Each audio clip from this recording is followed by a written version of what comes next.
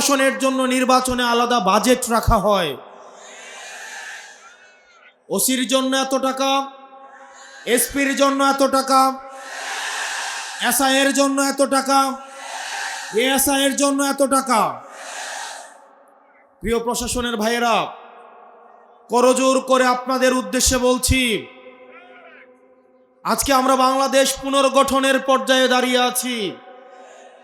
অতীতে যেভাবে আপনাদেরকে দলীয়করণ করা হয়েছে, আমরা বিশ্বাস রাখতে চাই সহস্রাধিক শহীদের রক্তের উপরে দাঁড়িয়ে, 30,000 আহতদের উপরে দাঁড়িয়ে আপনারা বাংলাদেশটাকে আপনারা কোনো রাজনৈতিক দলের গোলাম হিসেবে আর নিজেকে জাহির করবেন না।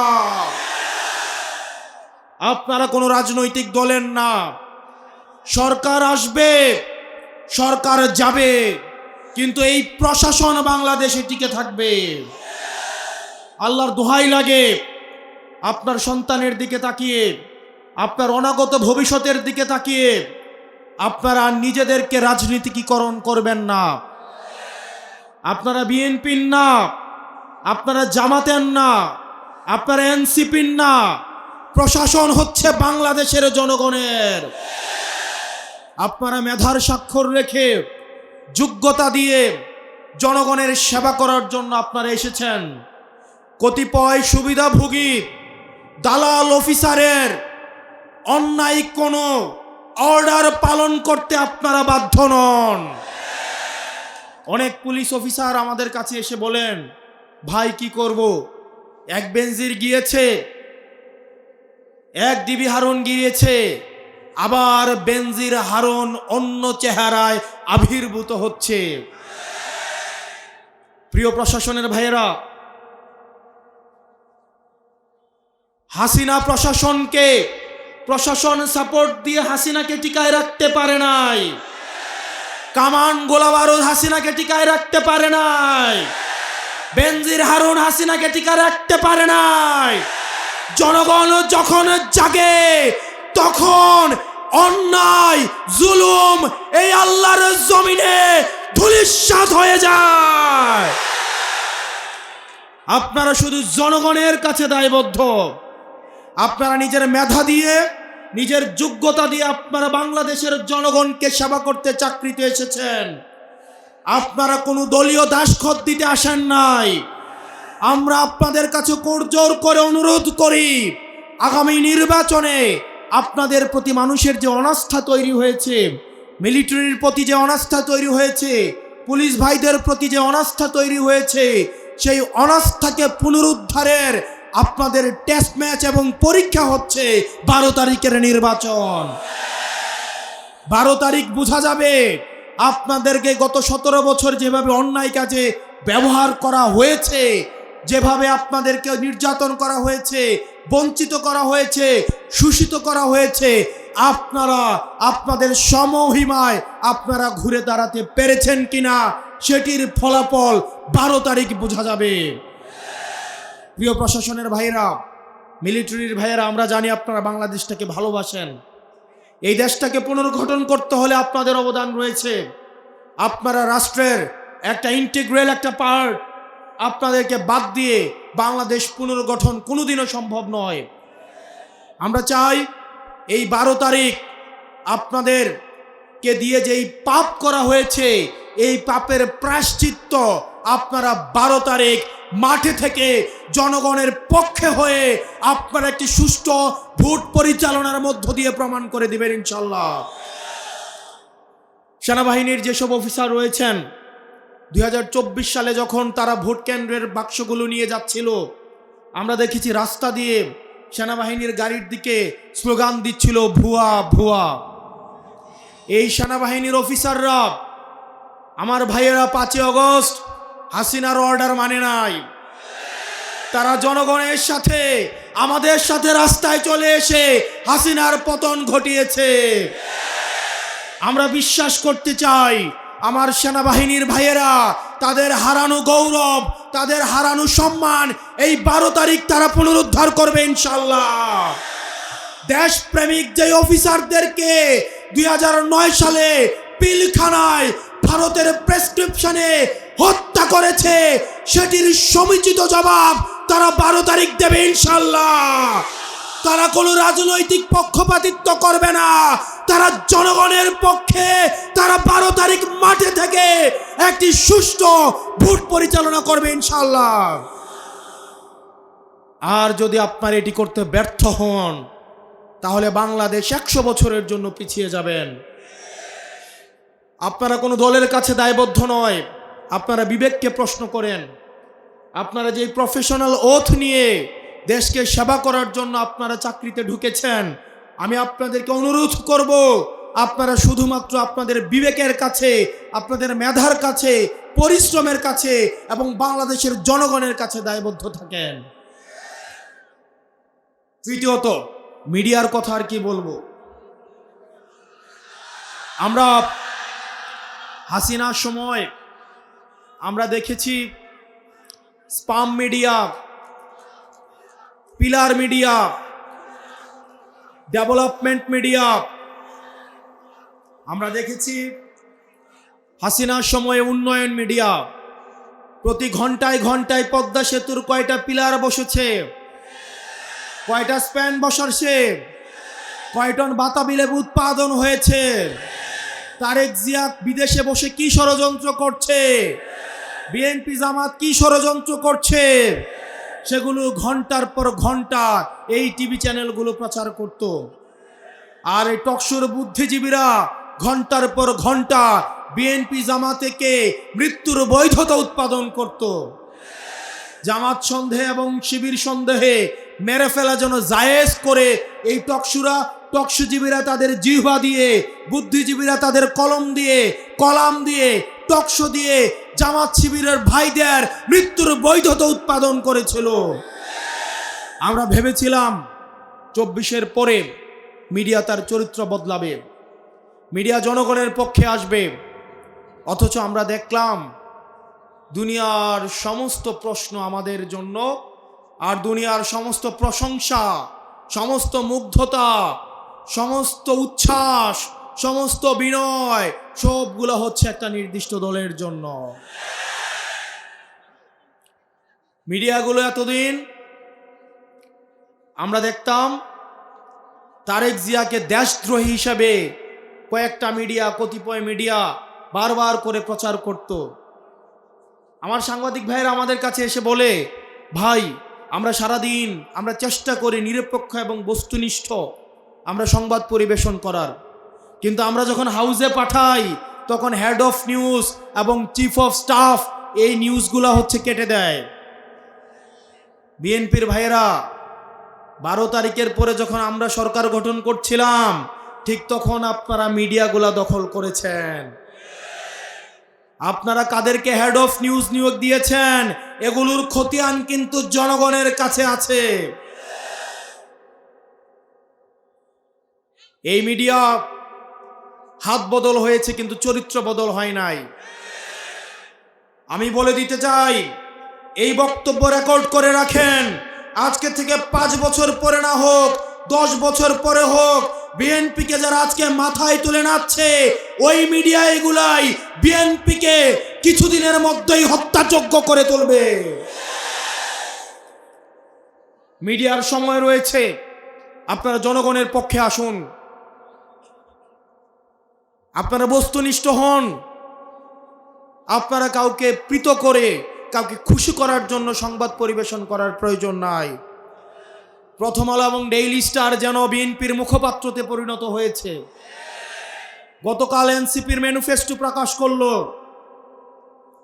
আমার দেশ ছাড়া প্রথম আলো ডেইলি স্টার একটা শব্দ এই ম্যানিফেস্টোর জন্য ব্যয় করে নাই। এগুলো ইতিহাসের দায় থেকে যাবে। আপনারা কাদের দাবিদারি করছেন, কাদের গোলামি করছেন, কাদের এজেন্ডা বাস্তবায়ন করছেন, জনগণ এখন সচেতন, জনগণ এসব বুঝে। আর জনগণ যদি জাগে তখন পালানোর জায়গা পাওয়া যায় না।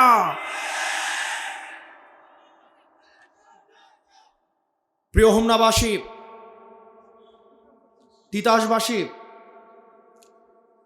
আপনাদের সামনের যে নির্বাচন রয়েছে এই নির্বাচনে আমাদের নারীদের ভূমিকা, আমাদের মায়েদের ভূমিকা সবচেয়ে বেশি গুরুত্বপূর্ণ। আমাদের মায়েরা, আমি বিশ্বাস করি আপনারা জুলাইয়ে যেভাবে রাস্তায় নেমে এসেছিলেন, প্রত্যেকটা মা, প্রত্যেকটা বোন, আপনারা সবার আগে এবার আপনারা ভোট দিতে যাবেন। সব সময় আপনাদেরকে বঞ্চিত করে রাখা হয়। আপনারা এখন যখন 11 দলীয় ঐক্যবদ্ধ জোটের নারীরা আমাদের জন্য ভোট চাইতে যাচ্ছে, একটা দল বলছে 999-এ ফোন দিয়ে নাকি তাদেরকে ধরাই দেওয়ার জন্য।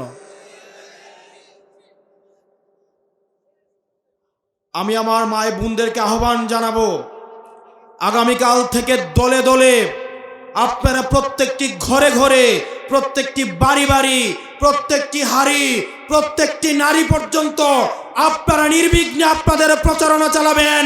যদি কেউ বাধা দিতে আসে, আমরা ঢাল হয়ে দাঁড়াবো। ওই বাধা দিলে বাঁধবে লড়াই, এই লড়াইয়ে জিততে হবে।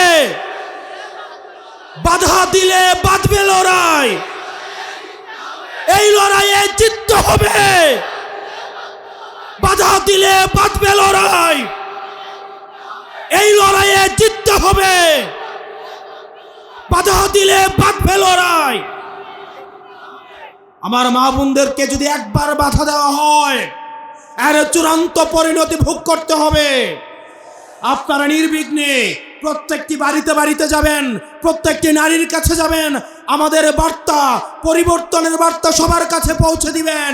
আগামী নির্বাচনে আমাদের নারীরা যারা তাদের সন্তানকে ভালোবেসে রাস্তায় নেমে এসেছিল, ওই নারীরাই আমাদের বিজয়ের অগ্রমাল্য দিয়ে ইনশাল্লাহ আমাদের সংসদে পৌঁছে দিবে।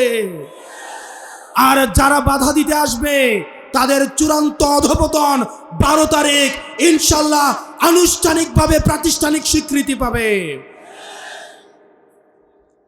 আপনাদের 12 তারিখে এইখানে আপনারা যারা আছেন, মনে রাখতে হবে, ভোট কিন্তু প্রার্থীর কাছে না, ভোট হচ্ছে ভোটারের কাছে। সুতরাং প্রার্থীর সাথে থেকে লাভ নাই। আপনারা প্রত্যেক দিন প্রত্যেকজন অন্তত 10টা ভোটার ম্যানেজ করতে হবে, অন্তত 10টা। আগের দিন যতটুকু কাজ করেছেন, পরের দিন তার থেকে 1 ঘন্টা বেশি কাজ করতে হবে। আগের দিন যত মানুষের কাছে গিয়েছেন, পরের দিন অন্তত 10টা মানুষের কাছে বেশি যাইতে হবে। আপনার কাছে আত্মতুষ্টি মনে হইতে পারে, আশেপাশে সব আপনাদেরই ভোটার, আত্মতুষ্টিতে ভোগা যাবে না। 12 তারিখ পর্যন্ত কোনো নিদ্রা নাই, কোনো বিশ্রাম নাই, কোনো প্রশান্তি নাই। 12 তারিখ পর্যন্ত শুধুমাত্র জনগণের কাছে যাইতে হবে। ফলাফল না পাওয়া পর্যন্ত শরীরকে কোনো ধরনের প্রশান্তি দেওয়া যাবে না। আমাদের নাজিম ভাই আপনাদের এলাকার থেকে নির্বাচন করছেন, উনি কয়েকটা গুন্ডার বিরুদ্ধে উনি দাঁড়িয়েছেন, কয়েকটা মাফিয়ার বিরুদ্ধে দাঁড়িয়েছেন, প্রতারকের বিরুদ্ধে দাঁড়িয়েছেন, বালু খেকুদের বিরুদ্ধে দাঁড়িয়েছেন, চাঁদাবাজের বিরুদ্ধে দাঁড়িয়েছেন, টেন্ডারবাজের বিরুদ্ধে দাঁড়িয়েছেন, মনোনয়ন বাণিজ্য যারা করেছেন তাদের বিরুদ্ধে দাঁড়িয়েছেন। আপনার ওনার পাশে থেকে ওনার হাতকে আপনারা শক্তিশালী করতে হবে এবং আপনারা কথা দিতে হবে, এই কুমিল্লার 2 আসন অবশ্যই অবশ্যই আপনারা বাংলাদেশকে উপহার দিবেন। আপনারা কারা কারা কথা দিচ্ছেন হাত তুলে আমাদেরকে দেখান। ও ইনকিলাব ইনকিলাব ইনকিলাব ইনকিলাব। জান দিব প্রয়োজনে, কিন্তু ভোট কেন্দ্র ছাড়বো না। জান দিব প্রয়োজনে, কিন্তু আমাদের ব্যালট বাক্স ছিনতাই হইতে দিব না। যারা ভোট কেন্দ্র দখল করতে আসবে, তারা যেন বাড়ি থেকে মা বাবার দোয়া নিয়ে আসে, ওই দিন হবে তাদের শেষ দিন ইনশাল্লাহ। কেউ যদি আমার বিরুদ্ধে ভোট দিতে চায়, সে আমার বিরুদ্ধে ভোট দিবে। যে আমার বিরুদ্ধে ভোট দিতে চায়, তাকেও ভোট দেওয়ার সুযোগ থাকবে। আমরা চাই একটা সুষ্ঠু, সুন্দর, নিরপেক্ষ সবার অংশগ্রহণের মধ্য দিয়ে ভোট হোক। প্রিয় তিতাস হোমনাবাসী, আপনারা সবাই ভালো থাকবেন, সুস্থ থাকবেন, আমাদের জন্য দোয়া করবেন এবং দেখা হবে চূড়ান্ত বিজয়ে। আপনাদের সবাইকে একটাই কথা বলবো, আপনাদের এখানের একটা উল্লেখযোগ্য অংশ হচ্ছে রেমিটেন্স যোদ্ধা, যারা রেমিটেন্স থেকে অর্থ পাঠিয়ে, অনেকে আছে আমার সাথে দেখা হইলে যে আমি এই ভোটের জন্যই দেশে আসছি। রেমিটেন্স যোদ্ধা যারা আছেন, আমরা আপনাদেরকে বলতে চাই, আপনাদের যে হয়রানি, আপনারা নিশ্চয়ই এতদিন আপনাদেরকে ভোট দিয়ে দিয়েছেন না, আপনারা পোস্টাল ব্যালটে ভোট দিয়ে দিয়েছেন না। এবার আমরা বলি না খেলা যে চলছে কোন লেভেলে, দেখবেন খেলা কিন্তু এবার বিদেশে হয়ে গেছে। সকল রেমিটেন্স যোদ্ধারাই এবার ঐক্যবদ্ধ বাংলাদেশের পক্ষে, সব ভোট গিয়েছে পাল্লাকলির পক্ষে। ইনশাল্লাহ এই রেমিটেন্স যোদ্ধারা যেভাবে জুলাইয়ে আমাদের পক্ষে ছিল, ঠিক একইভাবে তারা এবারও এই নির্বাচনে আমাদের পক্ষে ছিল। ইনশাল্লাহ আমরা আপনাদেরকে কথা দিচ্ছি, আপনাদের হয়রানি, আপনাদেরকে দালাল যেভাবে হয়রানি করত, এম্বাসি যেভাবে হয়রানি করত, এয়ারপোর্টে যেভাবে হয়রানি করত, এগুলো বাংলাদেশে চিরকালের জন্য এগুলো বন্ধ হয়ে যাবে ইনশাল্লাহ। সবাই একসাথে, বাংলাদেশে কোনো মার্কা আছে? কুমিল্লা 2-এ কোনো মার্কা আছে? নাজিম ভাইয়ের কোনো মার্কা আছে? সংসদে কোনো মার্কা যাবে? ওই সেই মার্কা, হাতের তালে মুখে বলি, জিতবে এবার সংসদে, সংস্কারে এবার যাবে, জিতবে এবার, এবার যাবে সরকারে, সংসদে এবার যাবে, মেঘলা থেকে, তিতাস থেকে এবার যাবে, জিতবে এবার। ইনকিলাব, ইনকিলাব। আসসালামু আলাইকুম ওয়া রাহমাতুল্লাহি ওয়া বারাকাতুহু।